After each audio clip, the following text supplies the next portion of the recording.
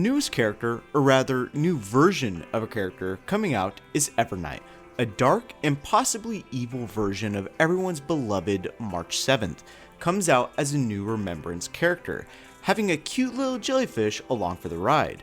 But she isn't just looks, she has an amazing kit that makes her absolutely lethal. Much like every other Remembrance character, Evernight has her own memo sprite known as Evie.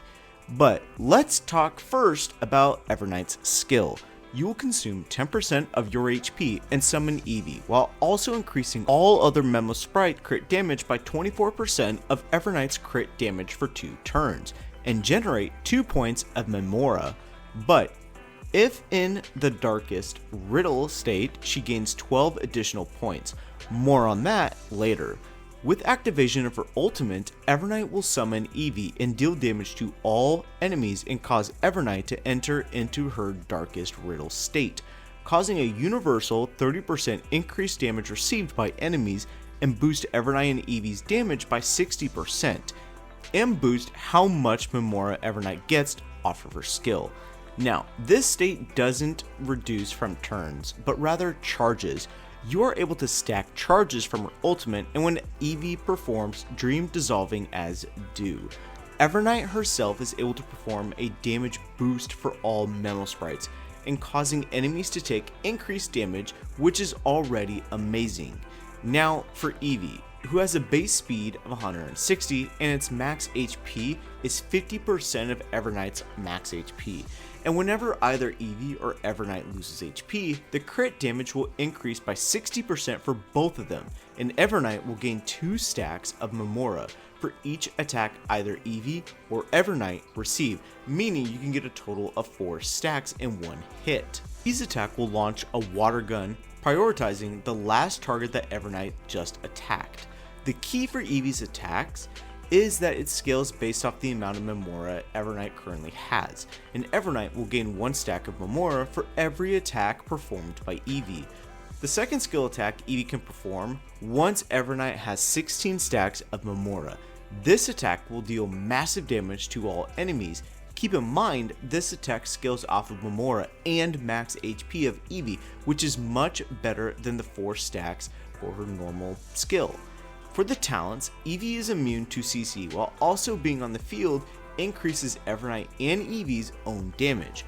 Once summoned, Evie will immediately take action, and whenever Evie disappears, Evernight will gain a speed boost. Finally, moving over to traces, Evernight's crit rate will increase by 35%, and whenever using abilities, you will be consuming HP to increase both of their crit damage by 15%.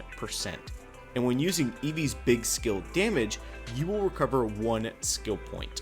Her next trace is fantastic for quickly building energy while also building up Memora through ally memo sprite actions. And finally, depending on the number of Remembrance characters on the team, with Evernight you will increase all memo sprites crit damage based on the total number of Remembrance characters. Alright, so now that we have discussed what exactly Evernight does, we need to talk about her Eidolons, and to give a suggestion on where to stop for dupes. Her E1 provides a sub DPS support damage bonus depending on the number of enemies remaining with one enemy, increasing all memo sprite damage by 150%.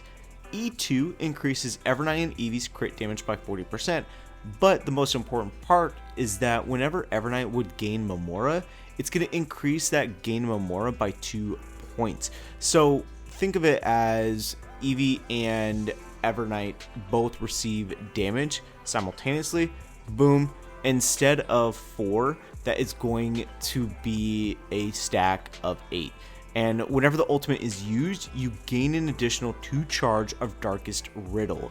This Eidolon allows for far easier use of play and the most consistent play, so you don't need to try and melt your brain with normal Memora juggling. It's going to be fantastic.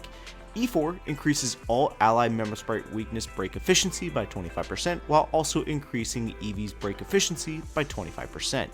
And finally, at E6, much like every other character, Evernight is going to be gaining all type resist penetration by 20%, and when Evie performs Dream Dissolving Adieu, Evernight will gain 30% of the total amount Memora used, further increasing the rate of ultimates and EV massive attacks, while also increasing just the overall ease of play. Honestly, at this point with Eidolons, I honestly say E2 is probably the best bet. Unless you want to completely whale out, then E6 is also amazing. So if you're pulling Evernight, let's go over which sets and subsets you're going to want to prioritize. For relic sets, the new set coming out in 3.6 was made with Evernight in mind, increasing crit rate by 8%, and whenever a basic or skill is performed, the wearer's memo sprite while on the field, it will increase the wearer and their memo sprite by 24%, and increase all allied damage by 15% until the wearer's next basic or skill is performed. In the meantime, while you farm the new set, Evernight can run with multiple 2-piece sets to help increase your overall damage potential. For planners, you're going to want to aim for either the Arcadia or Bone Collection, as both of these sets are amazing. Ideally though, you want to use Arcadia in a team with multiple memo sprites, and if you can't fulfill that main team, then use Bone Collection. What seems very similar to the early days of Nihility light cones with Acheron, Evernight's light cone is leagues above everything else with no real competition, unfortunately, because it makes cheap options really not feasible. First, a big maximum HP increase of 30%. Then when your mem sprite uses an ability, you will gain the Noctis state, and while Noctis is active, all other memo sprites will ignore 20% of the target's defense. Very good team-wide support. And you will increase the dealt by the memo sprite with the wearer by 30%. And finally, whenever a memo sprite disappears, your memo sprite with the wearer will regenerate 8 energy. This light cone is just so good. Unfortunately, the only other one that comes somewhat close is going to be Castorus' light cone, but even that's not good because ideally you want that one on Castorus. So 4-star options are not really feasible, unfortunately, with Evernight. Having gone over what to expect with Evernight and how to play her, I do expect both the main DPS and sub DPS roles for Evernight to excel. The issue though with Evernight is that if you haven't already pulled and built the Castorus team or even the teammates, then Evernight struggles mightily. She wants to have other characters with memo sprites that offer plenty of abilities that benefit Evernight. So Aglaya isn't really an option here, unfortunately, because she wants to center around speed, where Evernight does not. She can excel at the main DPS role without Castorus, absolutely, but only if you have the teammates for Castorus will Evernight really excel. And unfortunately, all those characters are limited characters, as no 4-star character can benefit Evernight in the main DPS role to her own liking. Ultimately, Evernight is amazing, but struggles without the main teammate options.